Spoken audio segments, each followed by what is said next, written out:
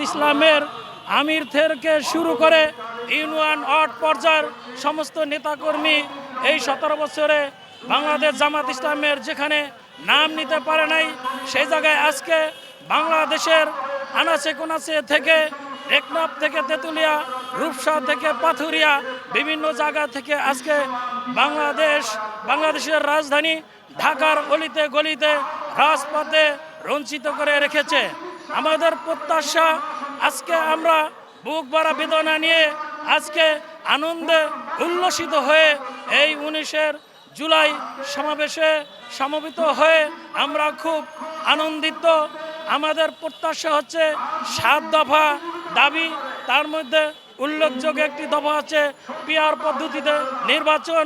আপনারা জানেন বাংলাদেশে প্রায় অর্ধশত নিবন্ধিত ইসলামিক অন ইসলামিক দল আছে, তার মধ্যে একটা দুইটা ফ্যাসিস্ট দল ছাড়া সমস্ত দলের নেতাকর্মীরা আজকে আমাদের এই সমাবেশে উপস্থিত হয়েছেন।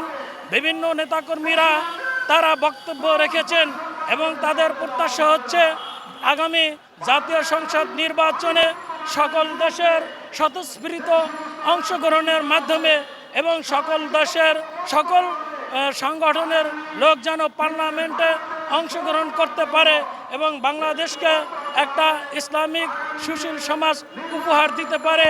এর জন্যই আমিরে জামাত ডাক্তার শফিকুর রহমান আজকের এই সমাবেশে ডাক দিয়েছেন এবং সমাবেশটাকে সাফল্যমণ্ডিত হয়েছেন।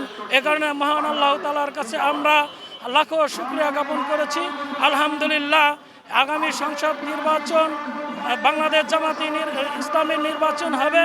দাঁড়িপাল্লা মাকড়ায় ভোট দিয়ে সকলে আপনারা জয়যুক্ত করবেন এবং 17 বছরের মধ্যে যত শিশু কিশোর জন্মগ্রহণ করেছেন তারা জামাত ইসলামের নাম শুনে নাই, দাঁড়িপাল্লার প্রতীকও জানে নাই। আজকে তারা দাঁড়িপাল্লার প্রতীক চিনতে পেরেছে, তারা আজকে স্লোগান দিতেছে।